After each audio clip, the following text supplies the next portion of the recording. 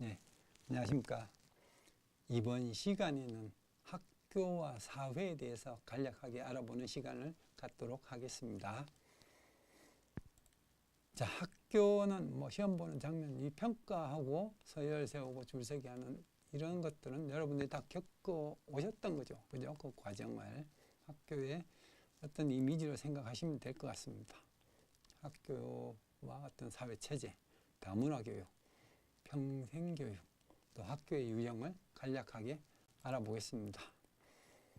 자, 사회 체제, 소셜 시스템이다. 사회 체제는 어떻게 구성이 되어 있냐? 사회 체제의 구성은 크게 4가지 요인, 사회적 행동을 하는 행위자, 또 상호 간에 기대하는 행동, 지위와 역할, 그 다음에 사회 가치 수호를 하는 법과 도덕, 행위자의 집단 성향, 이 4가지가 융합해서 사회 시스템을 구성한다. 이렇게 이해를 하시면 됩니다. 이런 사회 체제가 하는 기능은 뭐냐? 기능은 유형유지 기능, 사회 질서와 제도화된 문화를 유지한다라는 거죠. 그 다음에 목적 달성 기능이다. 사회 변화 과정에서 어떤 모순과 갈등을 해소하는 기능. 또 적응 기능. 목적 달성을 위해서 이런저런 수단, 방법, 비용, 시설 등을 사용하는 데 있어서 적응을 해나가는 기능. 통합적 기능. 이것들을 유기적으로 연결해주는 기능을 한다라는 겁니다. 사회체제는. 자, 그럼 그 사회체제 속에서 작용하는 학교가 하는 사회적 기능은 뭐냐? 학교가 하는 기능의 가장 본질적인 것은 바로 교육 기능입니다. 가르치는 거죠. 가르치는 거. 그 다음에 사회화 기능을 하는 겁니다. 사회화 기능. 그 외에도 문화유산 전달, 사회적 지위 결정, 학교가 하는 거예요. 학교가.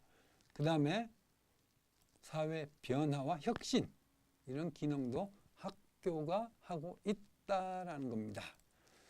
자, 그 다음에 우리가 다 다녀봤던 그 학교의 어떤 분위기, 풍토는 어떻게 구분을 할 수 있냐, 분류를 하냐.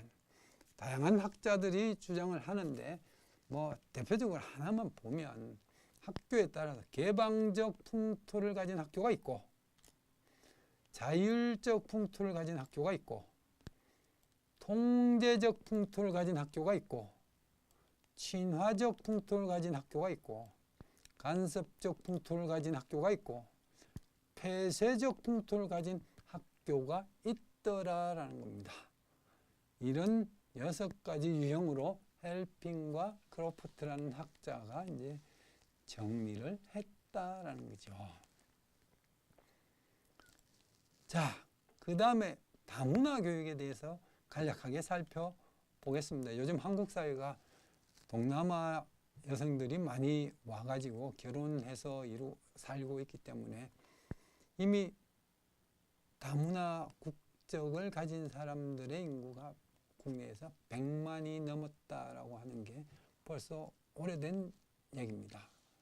그럼 10년 정도 거의 지나지 않았나 이렇게 생각을 하는데, 자, 다문화에 대해서 간략하게 살펴보겠습니다. 국제 결혼을 통해서 서로 다른 인종을 만나 결합한 가정. 우리나라는 이런 가정들을 지원하기 위해서 다문화 가족 지원법이 2008년에 제정이 됐습니다. 이런 것들이 성립된 배경이 왜 그러냐? 경제 공동체로 인한 근로자들의 이동 때문에 그렇습니다. 왜? 선진국 국민들이 3D 업종에서는 일을 안 하려고 하는 거예요. 그러니까 누군가는 일을 해야 되잖아요.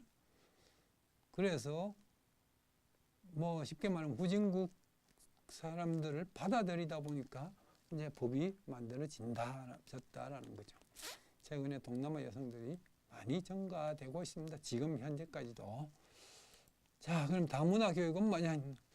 다양한 문화, 민족, 성, 사회 계층의 학생들이 동등한 교육 기회를 얻고 학습을 해나갈 수 있도록 돕는 것. 이게 다문화 교육의 어떤 개념이다 이렇게 보시면 되고, 그 왜 하냐? 다문화 교육의 목적 왜 하냐? 자기 타문화 시각에서 자기 문화를 보면서 이해를 정진하는 그런 목적이 있다. 문화적, 민족적, 언어적 대안이 되기도 한다. 등등. 그래서 전 지구적 공동체에 필요한 지식, 태도, 기능을 습득시키고자 하는 게 목적이다라는 겁니다. 목적이다. 자, 그럼 다문화 교육을 바라보는 우리의 태도는 어떠해야 될 것인가? 아마도 가장 먼저 문화적 다양성을 인정해야 될 거다라는 거예요. 다양성을. 너는 그런 특성을 지니고 있고 나는 이런 특성을 지니고 있다. 서로 인정을 해야 된다는 거죠. 내 거는 우월하고 네 거는 열등한 게 아니다라는 거죠. 또 아직도 일부 나타나고 있는 그 피부색을 통한 편견에서 탈피해야 된다. 피부색을 통한 편견에서. 상대방 입장에서 생각해 보는 습관을 기를 필요도 있겠다라는 거와 외국인들의 생활 양식을 인정을 해줘야 된다라는 거죠. 인정. 입맛이 안 맞는 걸 억지로 먹으라 할 수는 없는 거죠. 또 외국인들 요구에 대한 배려도 있어야 될 필요가 있겠다라는 겁니다. 그럼에도 불구하고 다문화 교육에서 한계는 뭐냐? 한계는 학습, 공부는 누가 하는 겁니까?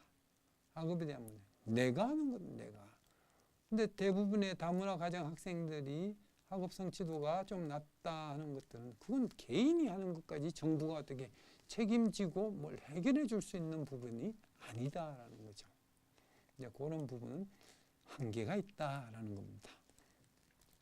자, 더불어서 이 평생교육의 개념을 간략하게 살펴보겠습니다. 평생교육, 결국 학교 교육도 평생교육에 인간이 살아가는 평생 동안에 학습을 해야 되니까 그 범주 중에 하나다 이해를 이렇게 이제 하시면 되는 겁니다. 자, 평생교육 정의는 1965년에 랭그랑이라는 학자가 수직적, 수평적 교육의 통합이다. 이렇게 얘기를 했던 겁니다. 유네스코 보고서에서 그 근거를 두고 이제 얘기를 하는 거고, 자, 평생교육의 필요성, 왜 필요하냐? 외적인 필요성이 이런 게 있는 겁니다. 지식과 정보의 폭발적 증가. 뭐 누구나 다 인정하죠. 지식 정보의 폭발적 증가. 기술 혁신과 직업 사회의 변화. 정보 사회가 이미 도래해온 거고, 가치관과 생활 양식이 변화됐고, 그리고 우리가 주변에서 쉽게 느끼는 게 이제 여가 시간의 정대. 인간 수명이 100세까지 기본적으로 연장이 되어 왔기 때문에 점점 더 사회에 적응해 나가려면 배울 수밖에 없다라는 부분이 있는 거죠. 자, 그 다음으로 내적인 필요성도 있습니다. 교육기회 균등. 또 교육의 한계성과 역기능을 해소할 필요가 있기 때문에 평생교육이 필요하다. 또 학교교육은 너무 경직되거나 폐쇄적인 특성이 있다. 이걸 보완하는 차원에서도 필요하고, 개인에게는 평생교육권을 보장할 필요가 있고, 교육 기회를 확대시켜줘야 된다는 차원에서도 필요하고, 또 다양한 교육 요구 충족 차원에서도 필요하다. 이렇게 이해를 하시면 될 것 같습니다.